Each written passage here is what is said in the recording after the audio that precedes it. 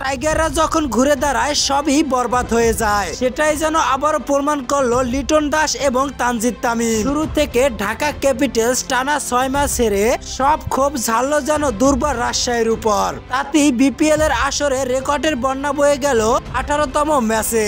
অর্ধশতকের আগে দুর্বার রাজশাহীরা catch miss করায় নতুন জীবন পায় লিটন দাস এবং তানজিদ তামিম। আর সেই সুযোগটা কাজে লাগিয়ে হাঁকিয়ে নেন দুইজনে সেঞ্চুরি। আর মাঠে নার্ভাস হয়ে আবারও ক্যাচ ছেড়ে দেন তাসকিনরা লিটনদের সেঞ্চুরি হওয়ার পরও। সত্যিই যেন এ ম্যাচে দুর্বার রাজশাহীর একটা ম্যাসাকার ভাব। আজকের ম্যাচে দুই ওপেনার তানজিদ হাসান তামিম ও লিটন দাসকে ক্রিজে পাঠিয়ে নিশ্চিন্তে বসে খেলা দেখছিলেন থিসারা পেরেরা ও তার টিম। এই দুই ওপেনার ক্রিজে উঠে দুর্বার রাজশাহী বোলারদের সাথে একটু তামাশা করেই যেন খেলেছেন। আর তাতেই 4 ছক্কার ঝড় বয়ে যায়। আর গ্যালারি দর্শকদের কাছ থেকে একটাই শব্দ আসছিল লিটন তামিম।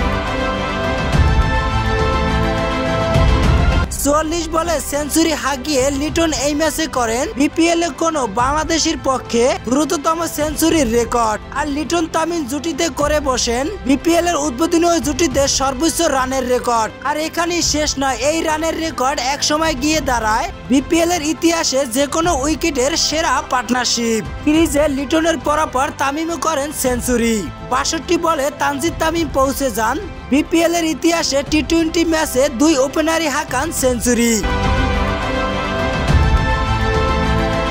ভিউয়ার্স, এই দুই ব্যাটার মিলে যেভাবেই ব্যাট চালিয়েছেন সেভাবেই চলে গেছে বল বাউন্ডারির কাছে। আর এই ইতিহাস করা জুটি ভাঙে 241 রানে।